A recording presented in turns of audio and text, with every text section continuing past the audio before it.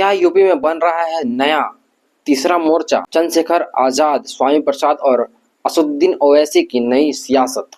दोस्तों, उत्तर प्रदेश की राजनीति में इन दिनों एक मुलाकात ने सियासी हलकों में नई चर्चा छेड़ दी है। आजाद समाज पार्टी के प्रमुख और सांसद चंद्रशेखर आजाद से हाल ही में स्वामी प्रसाद मौर्य की मुलाकात हुई है। इस मुलाकात के बाद मीडिया में तीसरे मोर्चे की अटकलें तेज हो गई हैं। आदाब, जय भीम, जोहार। मैं हूं एमडी हसनैन नवाज और आप देख रहे हैं सियासत पूर्वांचल एपिसोड 12। उत्तर प्रदेश चुनाव की पूरी जानकारी आपको इस सीरीज के दौरान मिलती रहेगी और मिल भी रही है। दोस्तों, सवाल यह है कि क्या यह सिर्फ एक राजनीतिक शिष्टाचार मुलाकात थी या फिर 2027 के उत्तर प्रदेश विधानसभा चुनाव से पहले कोई नई राजनीतिक पटकथा लिखी जा रही है?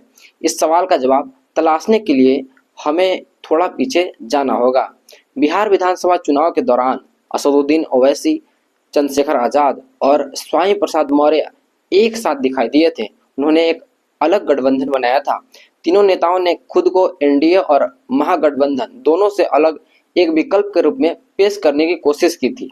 अब यूपी में स्वामी प्रसाद मौर्य और चंद्रशेखर आजाद की मुलाकात ने उस चर्चा को फिर से जिंदा कर दिया है।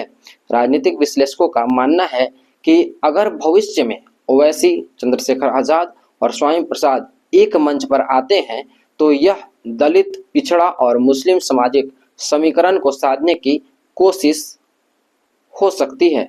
ओवैसी मुस्लिम राजनीति का एक प्रमुख चेहरा हैं। चंद्रशेखर आजाद दलित युवाओं के बीच मजबूत पहचान रखते हैं। वहीं स्वामी प्रसाद मौर्य लंबे समय से पिछड़ा वर्ग, विशेषकर गैर यादव ओबीसी राजनीति की आवाज बनने की कोशिश करते रहे हैं। यही वजह है कि इस संभावित गठबंधन को सिर्फ नेताओं की दोस्ती नहीं बल्कि एक सामाजिक समीकरण के रूप में भी देखा जा रहा है। लेकिन यहाँ सबसे बड़ा सवाल यह है कि क्या यह समीकरण चुनावी सफलता में बदल पाएगा? क्योंकि उत्तर प्रदेश में पहले से ही समाजवादी पार्टी पीडीए यानी पिछड़ा, दलित और अल्पसंख्यक फॉर्मूले पर काम कर रही है। दूसरी तरफ भाजपा भी गैर यादव, पिछड़ों और दलित वर्गों में अपनी मजबूत पकड़ बनाए हुए है। ऐसे में तीसरे मोर्चे के लिए राजनीतिक जमीन तैयार करना आसान नहीं होगा। हालांकि अभी तक किसी औपचारिक गठबंधन की घोषणा नहीं हुई है, लेकिन राजनीति में कई बार बड़ी कहानियां छोटी मुलाकातों से ही शुरू होती है। और यही कारण है कि स्वामी प्रसाद मौर्य और चंद्रशेखर आजाद की यह मुलाकात सिर्फ एक मुलाकात नहीं बल्कि 2027 के चुनावी समीकरणों की एक संभावित भूमिका मानी जा रही है। अब देखना होगा कि क्या बिहार वाला प्रयोग उत्तर प्रदेश में दोहराया जाता है या फिर यह चर्चा कुछ समय बाद राजनीतिक गलियारों तक ही सीमित रह जाती है।